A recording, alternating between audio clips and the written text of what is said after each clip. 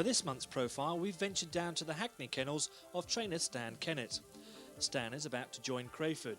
Here he is holding Slippy Ruler on the right with his TV trophy hope Poor Sue, recent winner of the Sporting Life Marathon. Our man at the kennels was Mike Palmer. Well, Stan, you're now a Crayford trainer for one bag's track to another, as it were. A good move for you? Yeah, I'm looking forward to it very much. Yeah, I've had a few dogs running there just lately in open racing. They've run very well. Very successful. 6 track 4s in a row you've drawn at Crayford. Yeah. Yeah, I'll enter 2 for the next Monday and hopefully I'll be a bit more successful. How many greyhounds have you been asked to provide? For? 20 to 25. Some of them, I would imagine, will be hurdlers because they concentrate in quite a big way down at Crayford on hurdlers. Yeah. I'm looking forward to get 1 or 2 hurdlers. Never had a hurdle in my life. You were after one a little while ago from Wimbledon. Yeah, Kildare Slippy. I tried to buy Kildare Slippy. Unfortunately, I missed it. It was sold on the Sunday afternoon. I made arrangements to pick it up on Monday or pay for it on Monday, but I couldn't get there on the Sunday, and unfortunately, it was sold on the Sunday. You need a certain type of greyhound for Crayford, presumably an early bird, plenty of early speed, a railer. Would you go along with that? That's the sort of greyhound you'd be looking for? That big type of ground I'm looking for, yeah. How easy are they to come by? Not too easy at all, Mike. You know, good grounds are hard to come by, but to get a good ground and the right size and the right temperament and the early speed as well and the track craft is a bit more harder. They do say that the smaller dogs would run Crayford better, say, rather than an 80-pound heavyweight sort of lolloping round. I mean, I suppose there's quite a bit of truth in that. That's correct, yeah. You'd be looking at a 66-pound dog, I suppose, is the ideal sort of size for a dog to run Crayford.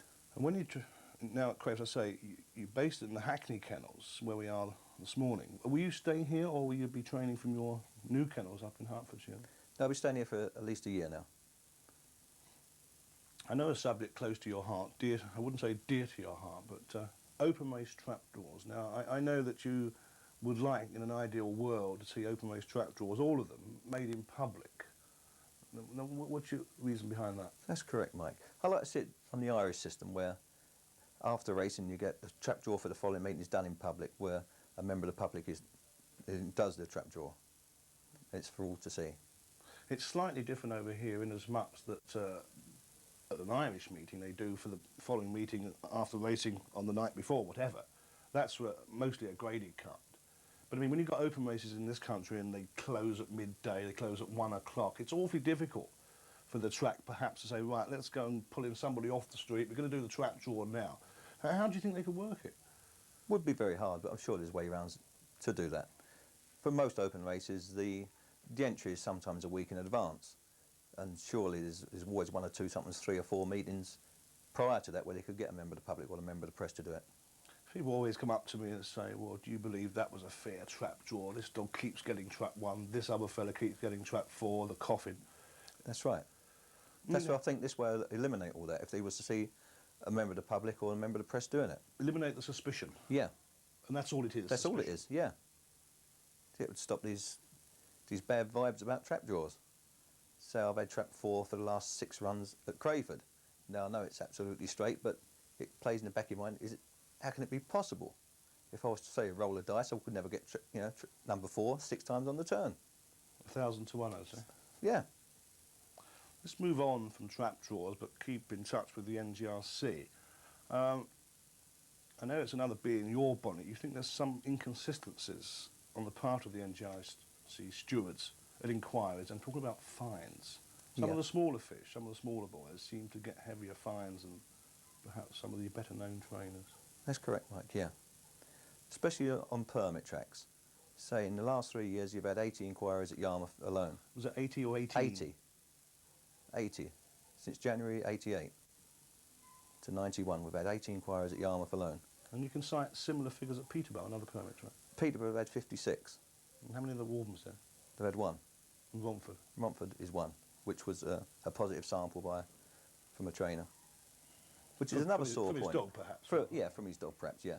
But unfortunately, the trainer was in Ireland at the time, which is another a bad thing, I think. How can the trainer be responsible when he's away on holiday or he was in Ireland buying dogs at this particular trainer, and yet he got fined £300 for it? Yeah, the buck always stops with the trainer, and that's how the rules are laid down. That's right. But it doesn't apply in horse racing now. So you think we could learn a thing or two from horse racing? I do so, yeah. You had an inquiry not so long ago yourself, which I know you weren't terribly pleased about the outcome. That's Tell us right. a bit about that. Well, there's a dog coming to me from Walthamstow. He'd been off 6 weeks prior to coming into me. The trainer said he had a slight injury, and the owner said, would you have a look at the dog? So I said, well, I'll take the dog in, give him a trial. I'll give him a trial, and he come off lame, done a hind muscle. I told the owner, I said, the dog might be finished, he might be off minimum period of 5 months. But he was prepared to go along with that and wanted me to treat the dog and give it all the best attention I could. He paid his kennel bill in advance, so I proceeded to do so. So I give the dog 5 months off. He come back, he had a sprint for me, went very well. He proceeded to have 2 more 484 trials.